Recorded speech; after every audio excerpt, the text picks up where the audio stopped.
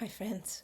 I'm wanting to share a blog that I just recently wrote. It's called From Patriarchy to Respect, Healing the Deep Divide. Patriarchy is not only a system of the past, it's alive and pressing upon us now, intertwined with racism, colonialism, and capitalism. It shows up in the rise of authoritarian leaders, assaults on women's rights, racial and economic hierarchies, and the exploitation that drives climate collapse. These forces of dominance and control are reasserting themselves aggressively, even as their old institutions falter. The patterns are familiar: greed and disregard for life, overriding care. Power, maintained through intimidation and exile. What I lived through in the monasteries was a microcosm of this larger pattern. Patriarchy there was not abstract, but intimate. Male authority enforced subordination. Ceremonies intended by the Buddha for uplift and reflection were reshaped to reinforce male dominance.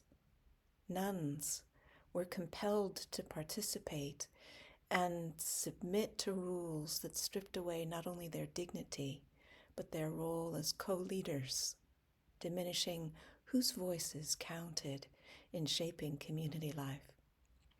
Where leadership and decisions were concerned, structures were reshaped to reinforce male authority. Subordination was no longer limited to ritual. It became the very structure of belonging, imposed as a way of life, and those rules continue today. This reveals patriarchy's conundrum.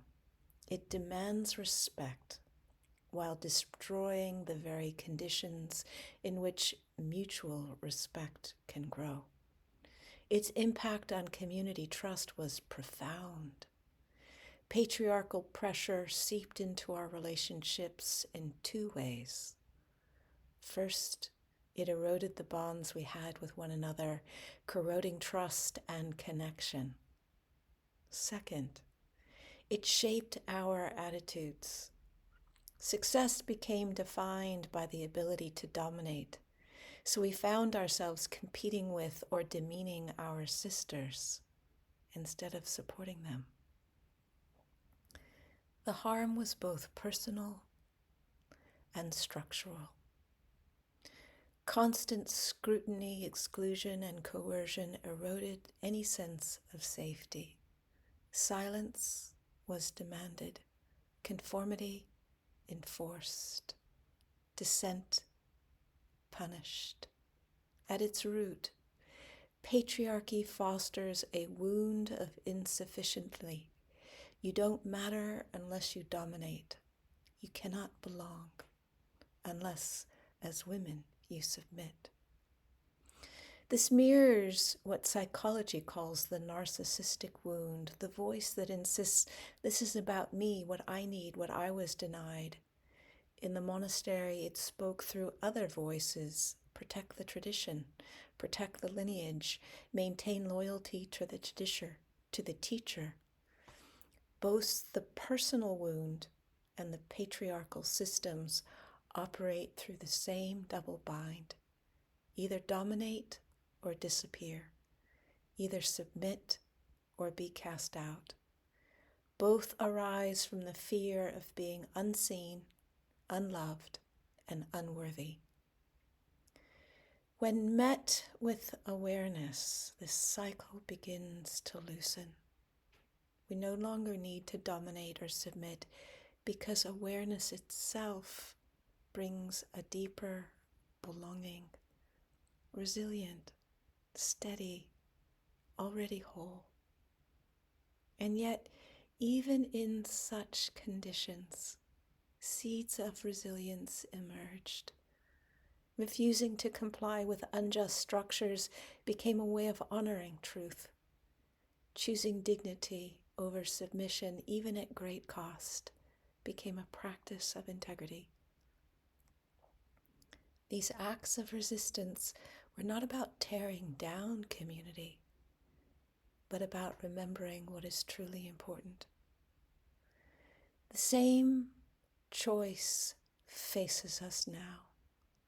Around the world, people are standing up to abusive systems, whether defending the climate, racial justice, democratic freedoms, or the simple right just to exist, or speaking out against war and exploitation.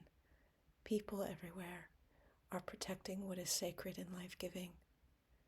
What is needed now is not only dismantling structures of control, but cultivating ways of relating rooted in respect and responsibility. A third way is possible, neither submitting to the authoritarian hierarchies and patriarchal legacies reasserting themselves across the world, nor collapsing into fragmentation, but instead listening and caring at the deepest level. This requires clarity, both outwardly and inwardly. Outwardly, we must build systems of accountability, transparency, and shared power. Inwardly, the question becomes, where do we place our attention? How do we befriend fear so courage can grow? Practice begins in how we meet fear. Meeting it with breath and awareness steadies the body and softens the grip. Then we turn towards the narcissistic wound itself, pouring presence into the emptiness like drops into the Mariana Trench, dark, vast, and seemingly bottomless. Slowly it fills, bit by bit, not with grasping, but with awareness, with presence. The wound that once demanded domination or submission is held in a wider field until what felt like a vast crevasse, an emptiness devoid of warmth, reveals itself as spaciousness. As awareness deepens, the field shifts. Instead of being consumed, we can see. Instead of being trapped in me, we find ourselves already here, resilient and steady. From this ground, we discover wholeness. Love emerges not as a sentiment, but as essence. This is how we mend what patriarchy has broken. Meeting fear with presence, tending emptiness with awareness, letting love rise from the depths. And in this way, healing continues, and what matters most becomes the ground beneath us. Thank you for listening. If you like this content, I welcome you to hit the like button and subscribe. There'll be more from where this came from. Bye for now.